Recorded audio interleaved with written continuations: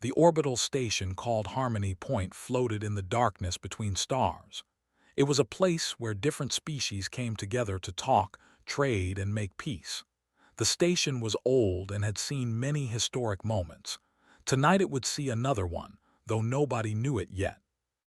Lieutenant Danny Cole stood near the entrance of the grand reception hall. He wore his dress uniform and felt uncomfortable in it. The fabric was stiff, and the collar was too tight. He preferred his regular work clothes, but Captain Laura had made it clear that tonight was important. Earth had only recently joined the Galactic Confederation. Humans were still the new species that everyone watched with curiosity and some suspicion. The hall was filled with beings from dozens of worlds. Danny saw tall creatures with 4 arms carrying drinks in each hand. He saw small furry beings that moved in groups and spoke in high-pitched voices. He saw beings made of living crystal that chimed when they walked. It was overwhelming and beautiful at the same time. Danny was a communications officer. His job was to help translate and smooth over misunderstandings between species. He was good at his job because he genuinely liked people, no matter what shape they came in. He had a talent for making others feel comfortable. His smile was warm and his jokes usually landed well. Usually. He noticed her standing alone near the massive observation windows. The stars spread out behind her like scattered diamonds on black velvet. She was humanoid in shape but clearly not human. Her skin had a faint silver shimmer to it. Her eyes were large and deep purple, but what caught his attention most was her hair. It flowed down past her shoulders and glowed with a soft silver light, like moonlight made solid. She was beautiful in a way that made Danny forget to breathe for a moment. He grabbed 2 drinks from a passing server and walked toward her. His heart beat faster with each step. He told himself he was just being friendly. He told himself this was part of his job. He knew he was lying to himself. The woman turned as he approached. Her expression was neutral, neither welcoming nor hostile. Her glowing hair shifted slightly, like a candle flame in a gentle breeze. Danny offered her one of the drinks. "You look like you could use some company. I'm Danny Cole from Earth." She looked at the drink, then at him. After a long moment, she took it. I represent the people." Danny had heard of They were an old and proud species. They had been traveling between stars when humans were still figuring out fire. They were known for their wisdom, their beauty, and their complete confidence in their own superiority. "First time at one of these events?" Danny asked, trying to make conversation. Almost smiled. "Almost. I have attended more diplomatic functions than you have years of life, Lieutenant Cole." "Ouch," Danny said, but he grinned as he said it. "I guess that means you've seen it all." "I have seen much," agreed. Her voice was smooth and musical. "I have seen empires rise and fall. I have seen wars that burned across entire galaxies. I have seen peace treaties signed and broken. Your species is young. You have seen very little." Danny nodded. He was not offended. She was stating facts, not insults. "That's fair, we're still learning, but we learn fast." Turned to look out the window. The light from distant stars reflected in her purple eyes. "Perhaps. Time will tell if humanity has anything of value to offer the Confederation." "We have a few things," Danny said. "Good food, great music, terrible jokes." This time did smile just a little. "Jokes, your species is known for its humor. Among other things, we laugh a lot. Even when things are hard, especially when things are hard, it helps us survive." Considered this. "Interesting. The do not joke about serious matters. We find it disrespectful." "What do you consider serious matters?" His hair glowed a little brighter. "Honor, family. Our prime has stood unconquered for 10,000 years. No enemy has ever set foot on our soil as a conqueror. This is our greatest pride." Danny whistled softly. 10,000 years, that's impressive, really impressive." "It is fact," said simply. "We are strong, we are united, we do not fall." Danny looked at her. The starlight played across her silver skin. Her glowing hair framed her face like a halo. She was proud and cold and absolutely stunning. His brain told him to say something diplomatic. His brain told him to compliment her people's achievement and move on. His brain gave him very good advice. His mouth ignored it completely. "Well," Danny said with his most charming smile, "I'd conquer your whole planet just for a kiss from you." The moment the words left his lips, Danny knew he had made a mistake. He had meant it as a flirtatious joke. On Earth, it would have earned him either a laugh or a slap, depending on the woman. He expected something similar here. He did not expect what actually happened. When completely still, her purple eyes widened, and then her hair, her beautiful silver glowing hair, erupted into brilliant blue flames. The fire danced and crackled around her head, casting wild shadows across the walls. It was terrifying and magnificent. The entire reception hall went silent. Every being in the room turned to stare. Danny heard gasps and whispers in a dozen languages. He saw others in the crowd, and their faces showed pure shock. Stared at Danny for one endless moment. Her expression was impossible to read. Then she turned and walked away. She did not run, but her steps were quick and urgent. The crowd parted before her like water before a ship.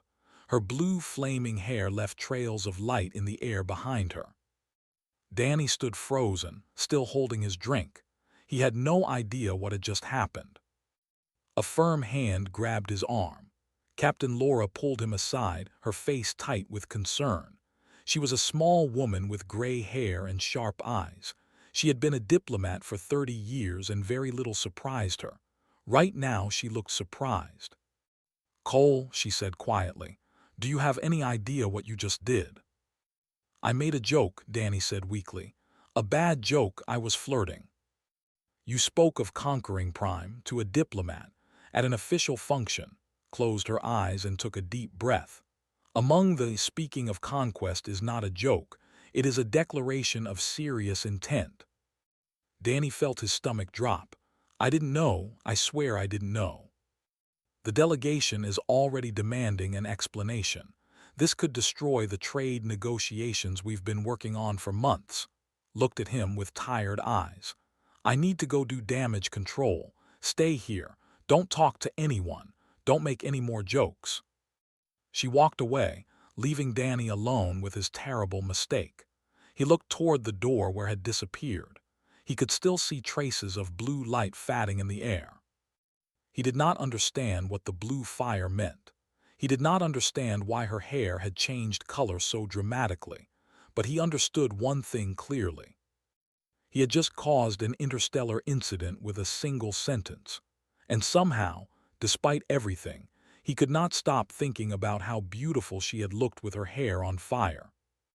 Danny spent the next morning learning everything he could about what he had done wrong. The station's database had extensive files on culture. He read them all with growing horror. They took conquest very seriously. Their history was filled with wars against enemies who wanted to take their world. They had fought and bled and died to keep Prime free. Speaking of conquest, even in casual conversation, was considered a statement of true intention. There were no jokes about such matters. There were no careless words. Danny had basically told a diplomat that he intended to invade her, in front of everyone, while smiling. He groaned and put his head in his hands. He was an idiot, a complete and total idiot. But there was something else bothering him, the blue fire. He had searched the database for information about hair and its color changes. Silver meant calm and neutrality. Gold meant happiness. Red meant anger. There were dozens of colors for dozens of emotions. But blue fire was different. The database entry was short and confusing. It described blue fire as an extremely rare response that had not been documented in over 300 years. Most modern considered it a myth from ancient times. The entry did not clearly explain what it meant. Danny needed more information. He needed to understand what had happened before he could fix it. Captain called him to her office that afternoon. She looked tired and frustrated. The delegation had formally complained about his behavior. They were threatening to withdraw from the trade negotiations unless Earth provided a satisfactory response. You need to apologize, told him, formally, in writing, and you need to deliver it personally to Ambassador. Danny nodded. He had expected this. I'll do whatever it takes to fix this. Good, because those trade negotiations are important, Cole. Earth needs allies in the Confederation. We need trading partners. We cannot afford to make enemies of the... Danny wrote his apology carefully. He spent hours choosing each word. He expressed his deep regret. He acknowledged his ignorance of customs. He promised it would never happen again. He meant every word of it. He went to his quarters that evening to deliver it. The section of the station was elegant and beautiful. The walls glowed with soft light. The air smelled like flowers from a distant world. A young met him at the door. His hair glowed pale green, which Danny now knew meant curiosity. His name was Sorrel, and he served as assistant. I'm here to see Ambassador, Danny said. I have a formal apology to deliver. Sorrel looked at him with obvious interest. The human who spoke of conquest. Yes, I know who you are. Everyone knows who you are. Danny winced. Great, just great. The ambassador is not seeing visitors, Sorrel said. She has locked herself in her private chambers and refused all contact. But I need to apologize. Captain said I have to deliver this personally. Sorrel tilted his head. His hair shifted to a brighter green. You seem genuinely distressed. This surprises me. Of course I'm distressed. I insulted her. I insulted your entire species. I need to make it right. Sorrel studied him for a long moment. Then he stepped aside and gestured for Danny to enter. Come inside. I will tell you something important, but you must promise not to repeat it to others. Danny entered the quarters. They were beautiful, filled with plants that glowed softly and furniture that seemed to float slightly above the floor. Sorrel led him to a seating area and indicated he should sit. You believe the ambassador is angry with you, Sorrel said. You believe the blue fire was a sign of rage. Wasn't it? Sorrel's hair flickered with several colors Danny could not identify. No, it was not anger. Blue fire is something else entirely, something much more complicated. Danny leaned forward. Then what does it mean? Sorrel seemed to consider how much to reveal. In ancient times, before we traveled to the stars, my people believed in fate. We believed that some souls were destined to be joined together. When I encountered their destined bondmate, their hair would burn with blue fire. It was considered the most sacred moment in a person's life. Danny stared at him. Bondmate like a... Similar, yes. The bond was said to be unbreakable, two people connected across time and space, their lives intertwined forever. Sorrel paused. But this has not happened in over 300 years. Most modern consider it a legend, a pretty story from primitive times. But it happened too. When I made that stupid joke, her hair turned to blue fire. Sorrel nodded slowly. Yes, in front of the entire diplomatic gathering, in front of representatives from dozens of worlds. Her own biology betrayed her deepest feelings, feelings she did not know she had, feelings for a human of all beings. Danny sat back, his mind racing. This changed everything.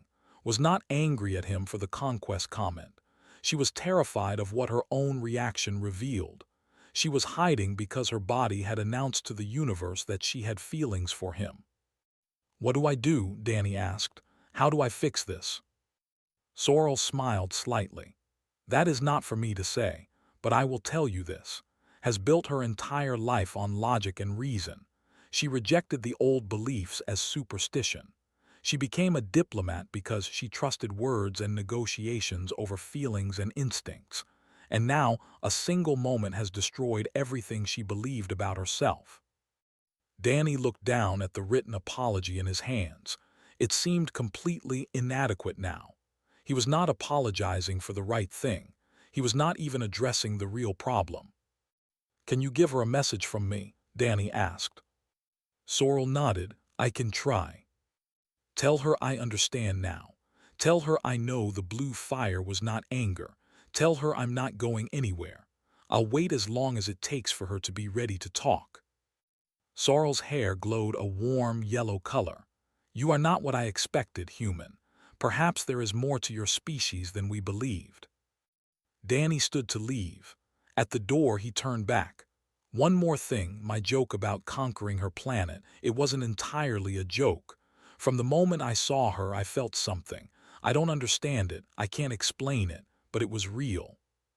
Sorrel watched him go with thoughtful eyes. His hair cycled through colors that Danny could not read. But if Danny had known expressions better, he would have recognized hope. Danny walked back to his quarters through the quiet corridors of the station. He thought about fate and destiny and the strange ways the universe worked. He had come to a diplomatic reception expecting nothing. He had made a stupid joke to a beautiful woman. And somehow, impossibly, that moment had revealed something neither of them expected. He did not know what would happen next. He did not know if would ever speak to him again. But he knew one thing for certain. He was not going to give up.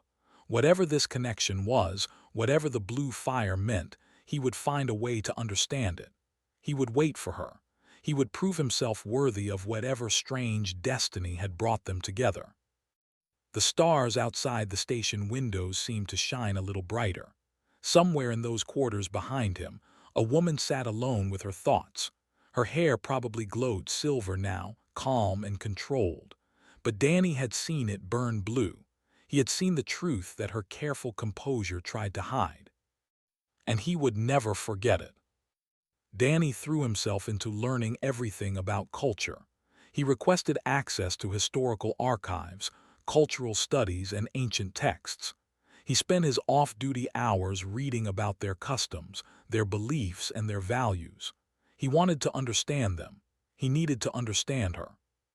The more he learned, the more he realized how different their species were, valued action over words. They did not trust promises or apologies.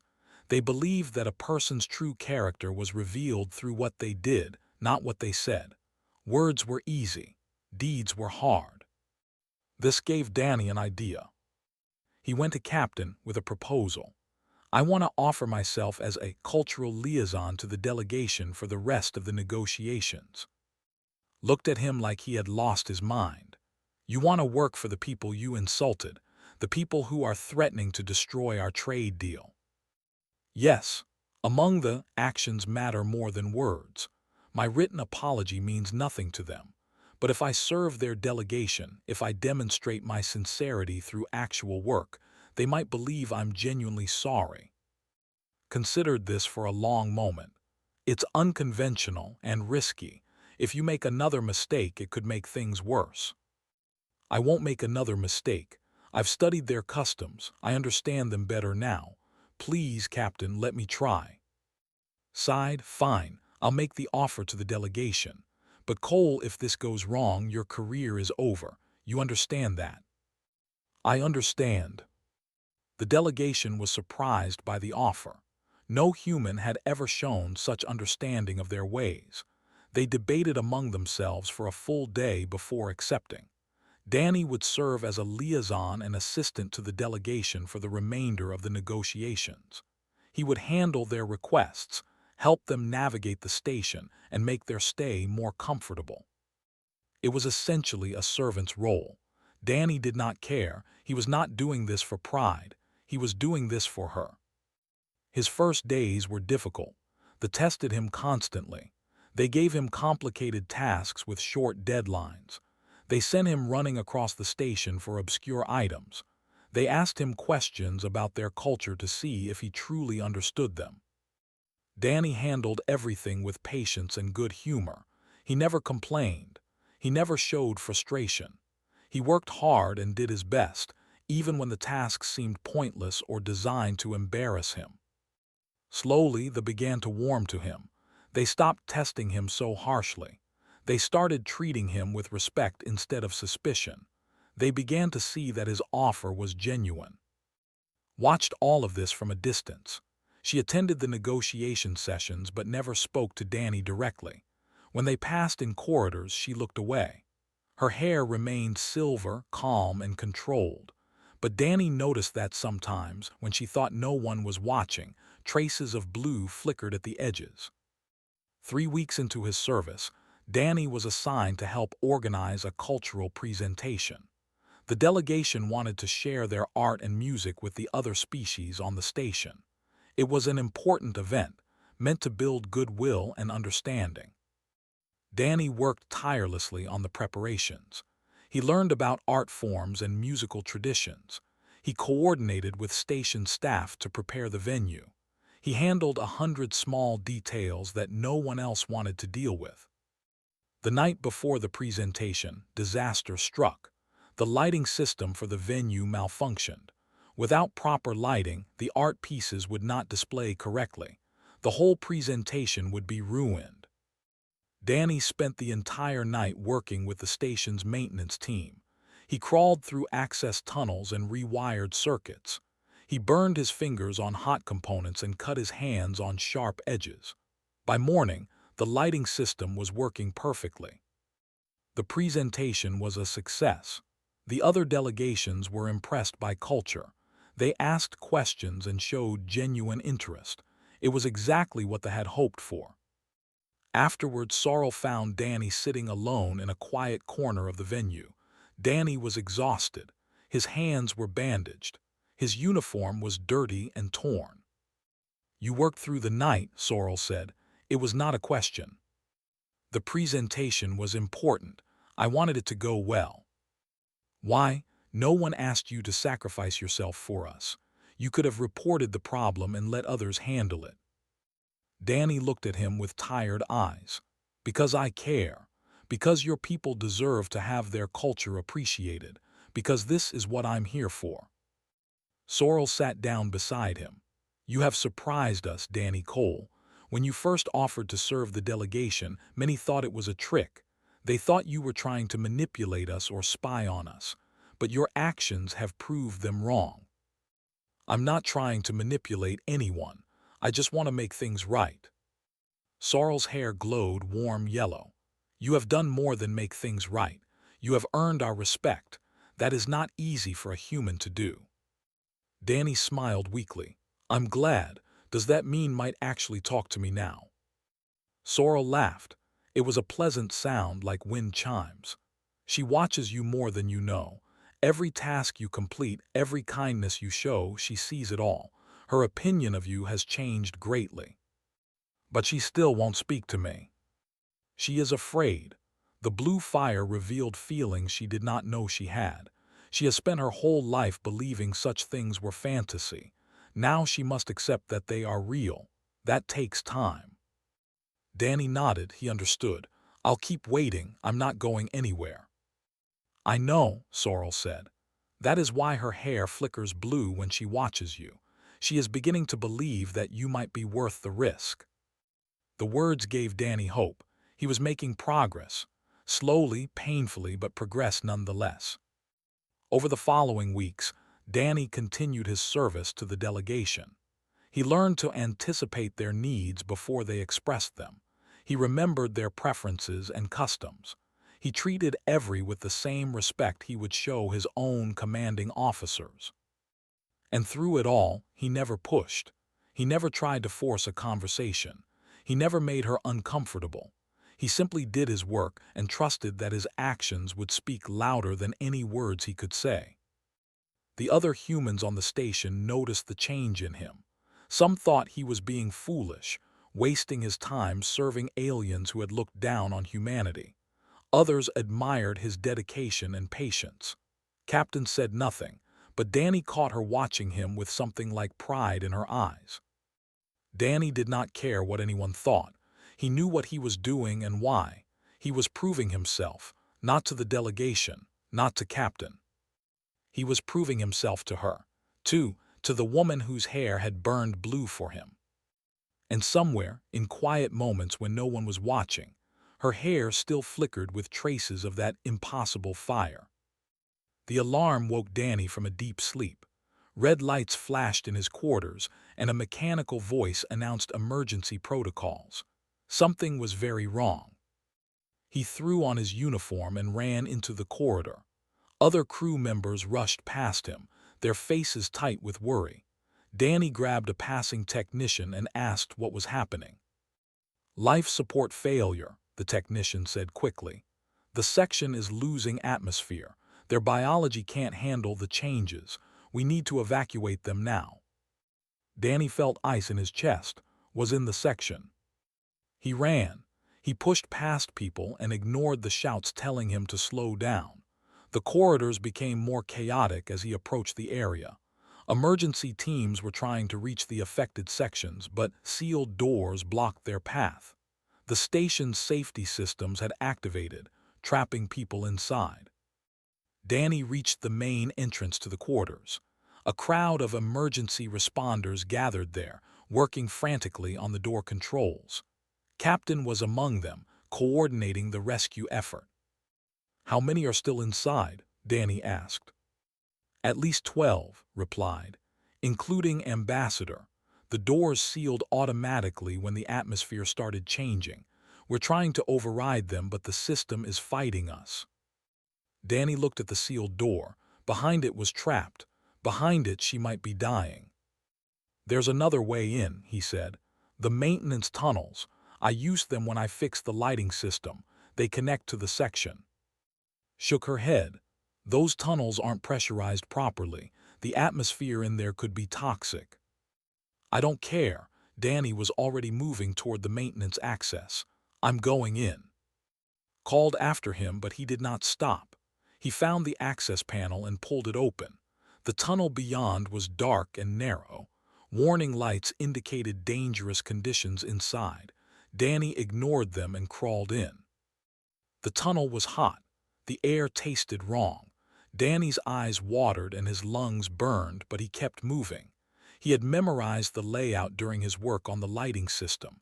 He knew exactly where he needed to go. He reached a junction and turned left. The tunnel opened into a larger space filled with machinery. Beyond it, he could see the glow of emergency lights. He was close. A sealed hatch blocked his path. The controls were dead, so Danny found the manual release. It was stuck. He pulled and twisted until his muscles screamed and his hands bled. Finally, the hatch groaned and opened. He emerged into a corridor of the section. The air was thin and wrong. Several lay on the floor, unconscious but breathing. Danny checked each one quickly. None of them was. He moved deeper into the section. His vision blurred and his head pounded. The atmosphere was affecting him too, but humans were tougher than. He could survive longer in bad air. He just had to find her. He found her in a small room near the end of the corridor. She sat against the wall, her breathing shallow. Her hair glowed a faint, flickering silver. She was alive, but barely. A sealed door blocked the exit from the room. The controls were fried, damaged by the same malfunction that had caused the crisis. Had tried to escape and gotten trapped. Danny knelt beside her. "Can you hear me? I'm going to get you out." Her eyes opened slowly. They struggled to focus on his face. "Danny, what are you doing here?" "Saving you, obviously." He looked at the door. The control panel was destroyed, but there was a manual override hidden behind a small cover. He had learned about it during his studies. He just had to reach it. The cover was hot. The circuits behind it were overheating. Danny pulled off his jacket and wrapped it around his hands. Then he tore the cover away and reached inside. Pain exploded through his fingers as he touched the hot metal. He gritted his teeth and kept working. He found the manual release and pulled it. The door shuddered and opened halfway. It was enough. Danny lifted in his arms and carried her through the gap.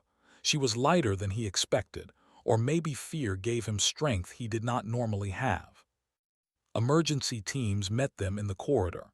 They had finally broken through the main doors. Medics took from Danny's arms and placed her on a stretcher. Other teams rushed past to help the remaining. Danny watched them carry away. His hands throbbed with pain. His lungs felt like they were filled with fire. But she was safe. She was going to be okay. Then his legs gave out, and everything went dark. Danny woke up in the medical bay. His hands were wrapped in thick bandages. A machine beeped steadily beside his bed. Captain sat in a chair nearby, reading something on a tablet. "You're awake," she said without looking up. "Good. The doctors were worried about you." Danny asked. His voice came out rough and weak. "She's fine. All they are fine, thanks to you. You got to her just in time." Finally looked at him. Her expression was hard to read. That was either very brave or very stupid, Cole. "Can it be both?" Almost smiled. "The delegation wants to give you a formal commendation. You saved their ambassador and several of their people. They're calling you a hero." Danny did not feel like a hero. He felt tired and sore and worried. "I just did what anyone would do." "No," said quietly. "You did what very few would do. You risked your life for people who looked down on you, people who questioned whether humans belonged in the Confederation. You proved something today, Cole, something important." She stood and walked to the door. "Get some rest. You've earned it." Danny closed his eyes, but sleep did not come. He kept thinking about her face when she recognized him, about the fear in her eyes and the relief that followed. Hours later, the door to his room opened again. Danny expected a nurse or a doctor, instead walked in. Her hair glowed a soft blue, not the blazing fire from the reception, but a gentle, steady glow. She moved slowly, still recovering from the atmospheric exposure, but her eyes were clear and focused on him. She sat in the chair had used. For a long moment she said nothing. She just looked at his bandaged hands. "You burned yourself," she finally said, "saving me." "It's nothing. The doctors say I'll be fine in a few weeks." "It is not nothing." Her voice trembled slightly. "You crawled through toxic tunnels. You tore open burning circuits with your bare hands.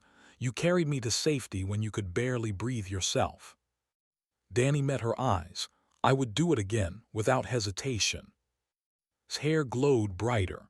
"I have spent weeks trying to understand what happened at that reception.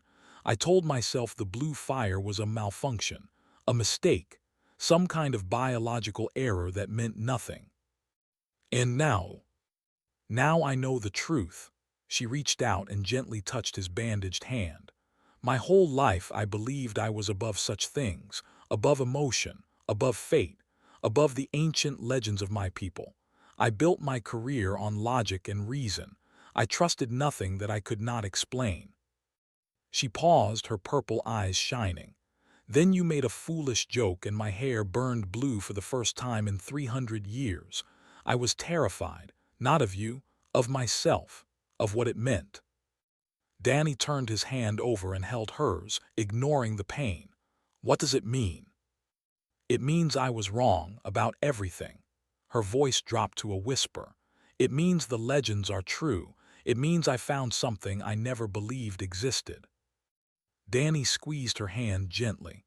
"I don't understand everything about your culture or your biology, but I know what I felt when I first saw you.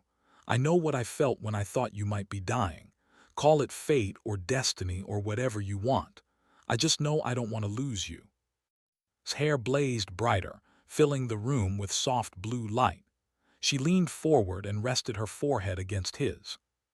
"You foolish human," she whispered. "You have no idea what you have started." "No," Danny agreed, "but I'm ready to find out." The trade negotiations concluded 3 weeks later. They were a complete success. Earth secured favorable terms and new allies among the Confederation species. Captain was praised for her diplomatic skills. The mission was declared a triumph. But everyone on the station knew the real story. They knew about the human lieutenant who had insulted an ambassador and then spent weeks proving his worth. They knew about the ancient legend that came true. They knew about the blue fire. Danny stood in Captain's office as she delivered the news. The delegation had officially withdrawn their complaint. More than that, they had requested that Danny receive a formal commendation for his service and his heroism during the life support crisis. "You've impressed them," said, "all of them. The don't give praise easily, Cole. You earned this." Thank you, Captain. Studied him for a moment. What are your plans now? The mission is complete. We'll be heading back to Earth soon. Danny hesitated. He had been thinking about this question for days. Actually, Captain, I wanted to discuss that with you. Go ahead. The negotiations included provisions for a joint human cultural exchange program. It's meant to build better understanding between our species. They need human volunteers to participate. Nodded slowly. And you want to volunteer? Yes, ma'am. I believe I could make a real contribution to the program. My experience with the delegation has given me unique insights into their culture. His expression remained neutral, but Danny thought he saw a hint of amusement in her eyes. Does this decision have anything to do with Ambassador? Danny felt his face warm slightly. Ambassador is a respected diplomat. Her participation in the program would certainly be valuable. That's not what I asked. Danny sighed. Yes, Captain, it has everything to do with her, but that doesn't make my interest in the program any less genuine. I've come to respect I want to help build a real relationship between our peoples. Was quiet for a long moment, then she smiled. Permission granted, Lieutenant. I'll process the paperwork myself. You've earned this too. Danny thanked her and left her office. His heart felt lighter than it had in weeks. He had a path forward. He had a future that included. But first he had to tell her. He found her in the observation lounge where they had first met. She stood at the same windows, looking out at the same stars. Her hair glowed a calm silver, but Danny knew now that silver did not mean she felt nothing. It meant she was thinking carefully. She turned as he approached. I heard the negotiations are finished. You will be leaving soon. That's what I wanted to talk to you about. Danny stopped a few feet from her. I volunteered for the cultural exchange program. If they accept me, I'll be staying in Confederation space, working with and other species to build better understanding. His hair flickered with traces of blue. You did this for the program, or for me? Both. I won't pretend you're not the main reason, but I've also come to genuinely care about this work. The time I spent with your delegation changed me. I see the universe differently now. Looked away, back toward the stars. The elders of my delegation have been debating what to do about us, about the blue fire and what it means. What do they think? Some believe you are unworthy. They say a human cannot truly understand our ways. They say the blue fire must have been a mistake, despite what the ancient texts claim. Danny's heart sank, and the others turned back to face him. Her hair was glowing brighter blue now. Others believe that perhaps this is exactly what was meant to happen. They say that humans were brought into the Confederation at this precise moment for a reason. They say the blue fire cannot be wrong, no matter how unexpected the result. What do you believe? Stepped closer to him. Her purple eyes held his gaze with an intensity that made his breath catch. I believe that I spent my whole life being afraid of things I could not control. I believed in reason and logic because they felt safe. But you, Danny Cole, are not safe. You are chaos and impulse and foolish jokes about conquest. You are everything I told myself I did not want. Danny's voice came out barely above a whisper. Is that a rejection? His hair blazed with blue fire, filling the observation lounge with brilliant light. No, you foolish human, it is a surrender. She pulled him close and kissed him. The blue flames of her hair danced around them both, warm but not burning. Through the observation windows, distant stars seemed to shine brighter, as if the universe itself was celebrating. When they finally separated, Danny was grinning like an idiot. Does this mean what I think it means? His expression was soft in a way he had never seen before. It means I have requested a transfer to the cultural exchange program. It means I have told the elders that I choose you, regardless of their opinions. It means I am trusting something I cannot explain or control for the first time in my life. So we're doing this together. Together, took his hand in hers. "It will not be easy. There will be those who disapprove. There will be challenges neither of us can predict. But the blue fire chose you, Danny, and I choose to trust it." Danny thought about everything that had happened since that first night. A stupid joke, a misunderstanding, weeks of hard work and patience, a life-or-death crisis. And now this moment, standing in starlight with the most remarkable woman he had ever met. "Can I try my terrible joke again?" he asked, "now that I understand what it actually means." Laughed. It was a beautiful sound, like silver bells ringing in clear air. "You may try, but you should know that among my people, conquest requires the conquered to surrender willingly." Danny pretended to consider this seriously. "I see, and what would that look like?" Leaned close and kissed him again, softer this time. "I think you already know." Her hair blazed with blue fire so bright that people throughout the observation lounge stopped to stare. This time did not hide. She did not run away. She stood proudly beside Danny and let the whole station see. "Let them see," her posture said. "Let them know that the legends are true. Let them understand that the universe still holds wonders that logic cannot explain." Danny put his arm around her. "I suppose this means the planet is mine now." Smiled, her purple eyes sparkling with amusement and something deeper. "You have no idea what you have gotten yourself into, Danny Cole." "No," he agreed happily, "but I can't wait to find out." They stood together at the window, watching the stars. Behind them, the murmur of voices spread the story throughout the station. A human and a blue fire and ancient legends. Two species that had doubted each other, now connected by something neither could have predicted. It was not the end of their story. It was only the beginning. There would be challenges ahead, misunderstandings to overcome, cultures to bridge. But standing there in the starlight with his hair glowing softly blue beside him, Danny knew one thing for certain.